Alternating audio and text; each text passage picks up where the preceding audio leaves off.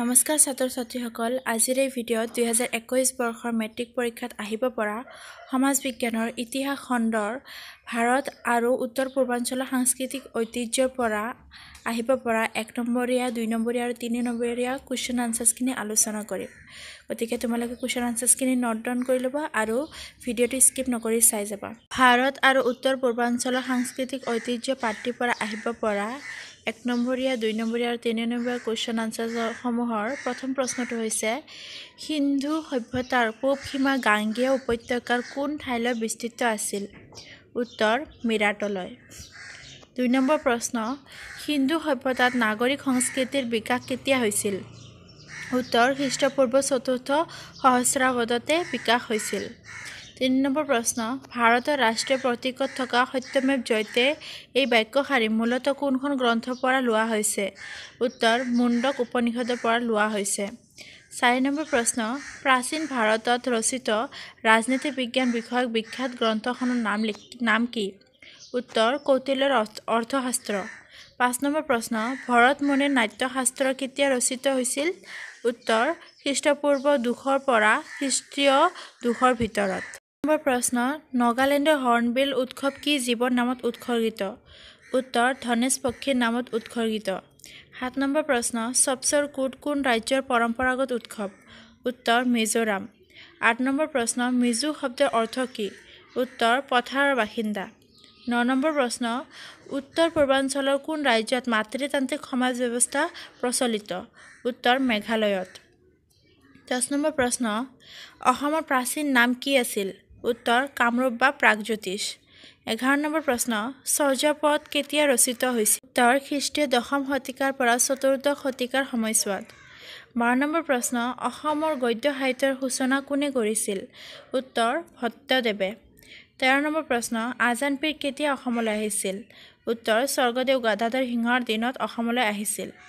14 number প্ৰশ্ন দ পৰ্বতীয় শিলৰ তোৰণখন কেতিয়া নিৰ্মিত হৈছিল উত্তৰ খ্ৰীষ্টীয় 6ষ্ঠ শতিকাত 15 নম্বৰ প্ৰশ্ন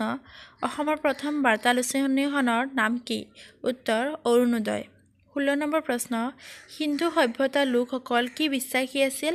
উত্তৰ জীৱ-জন্তুৰ পূজা বা টোটেম বিশ্বাসী আছিল তাৰ পিছত আছে 17 নম্বৰ প্ৰশ্ন ভাৰতীয় সভ্যতা সংস্কৃতিলৈ অষ্ট্ৰিকসকলৰ অৱদানসমূহ লিখা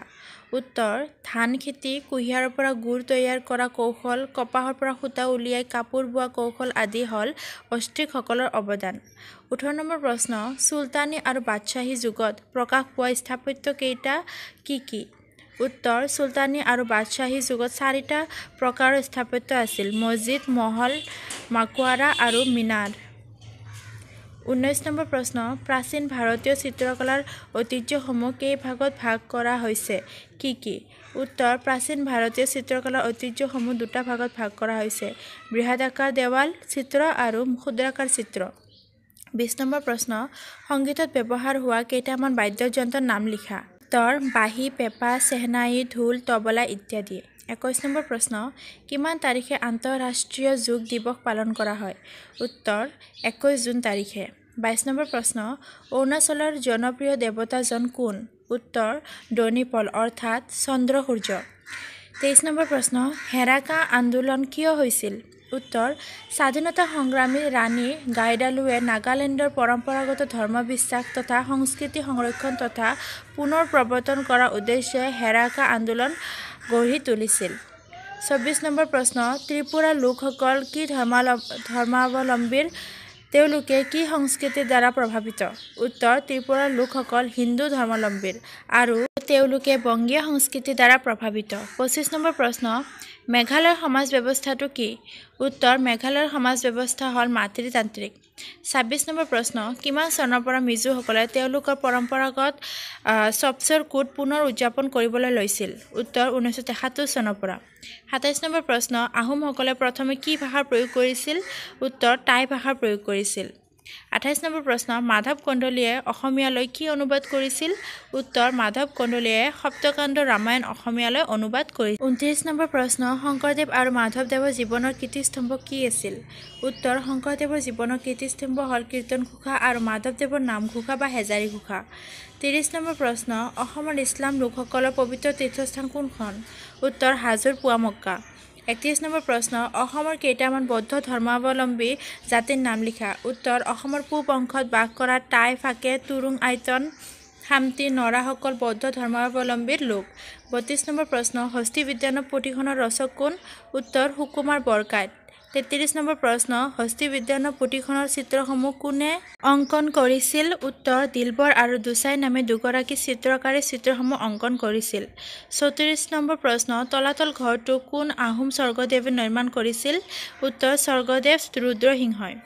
35 নম্বৰ প্ৰশ্ন ওজাপালি কেইটা ভাগত বিভক্ত আৰু কি উত্তৰ ওজাপালি দুটা ভাগত বিভক্ত ব্যাসৰ ওজা আৰু শুকনান্নী ওজা 36 নম্বৰ প্ৰশ্ন দৰং জিলাত প্ৰচলিত থকা দুটা লোকনৃত্যৰ নাম লিখা উত্তৰ বৰঢুলীয়া আৰু দেওধনী নৃত্য 37 নম্বৰ প্ৰশ্ন ভাৰতৰ প্ৰাচীন যুগৰ দুগৰাকী বিজ্ঞানীৰ নাম লিখা উত্তৰ আৰ্যভট্ট আৰু বৰাহমিহিৰ পিছত 38 নম্বৰ প্ৰশ্ন প্ৰাচীন ভাৰতৰ দুখন চিকিৎসা শাস্ত্ৰৰ নাম লিখা উত্তৰ চৰক সংহিতা আৰু সুশ্ৰুত সংহিতা 39 নম্বৰ প্ৰশ্ন আহোম ৰাজত্বকালত ৰচিত দুখন বুৰঞ্জীৰ নাম লিখা উত্তৰ দেওধাই বুৰঞ্জী আৰু তুংখুঙীয়া বুৰঞ্জী